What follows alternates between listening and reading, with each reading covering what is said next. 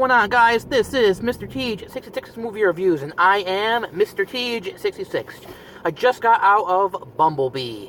Now, the Transformers films are, for the most part, pretty much mixed with me. The first one was okay. The second one was complete garbage. The third one was complete garbage. I didn't even see the last two because I just didn't give a shit anymore because Michael Bay just, was just churning these out, and, they just became brainless, soulless, corporate, just garbage.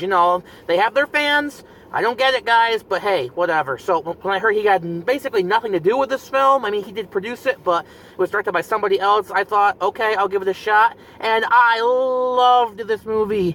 Oh my god, actual coherent story, characterization, drama. It was beautiful. Haley Steinfeld is a big part of why this movie works. Her interactions with Bumblebee were just, they reminded you of E.T. and, various other films of that kind during the 80s, because it's set during the 80s, but, you know what? If the wheel ain't broke, don't fix it, and their interactions were just priceless, hilarious, and just so heartfelt. Definitely hit the old heartstrings.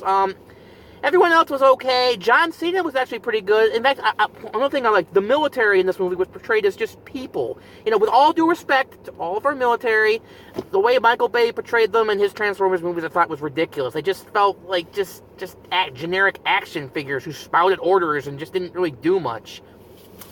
I mean, they do sort of do that in this movie, but the tone of it felt like, these felt like people who were just trying to do their jobs, and John Cena did a very solid job for what he had to do. He was kind of an action hero, but there were some nice humorous moments he had, so that was fun.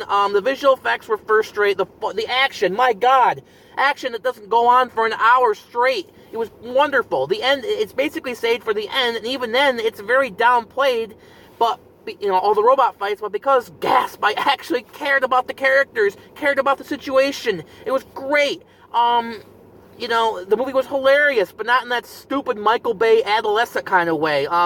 It felt, the humor felt like it was,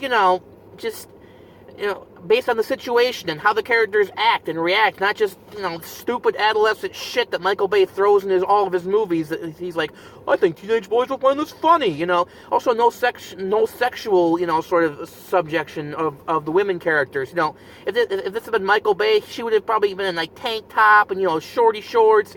She kind of is, but not in a disgusting sexual kind of way. Because, in the first film, Megan Fox's character, even though she was actually, 20 when the movie was being made, she's portrayed as an underage girl, so it's kind of disgusting and gross. Even in, I guess, the fourth one with Mark Wahlberg, I can't fucking tell those movies apart. I guess there was an adolescent girl in the movie, even though she was actually, over 18. Nevertheless, she was supposed to be 17, and he's doing all these, tight shots of her ass, and it's just disgusting. It was just, you felt dirty watching it. There's none of that here. This is a perfect family film, not too violent. I had so few complaints of this film. I guess the only major problem I had, some of the 80s stuff is a little slammed over your head sometimes, but not to the point of it becoming annoying. It was just sort of like, alright, yeah, we get it. It's the 80s. The family I thought was fine. Her family was fine, but the characters felt a little underdeveloped. That's really about it. I would give this movie is absolutely a 9. I loved it. I can't wait for the next one. All I can say is bring Haley Steinfeld back. I don't know if they're going to be able to, but man, that was wonderful. Oh, the beginning action sequence. I have to talk about that. More exciting than all 4 Transformers, all 5 of Michael Bay's Transformers movies combined. Just wonderful, clear, concise camera work. You can actually tell what's going on. It's not edited to absolute shit. I love this movie. I can't wait to buy it and watch it again. They're on the right track, finally, with the Transformers movies. Anyway, that's my review. This is Mr. Tej66, and I will see you next time.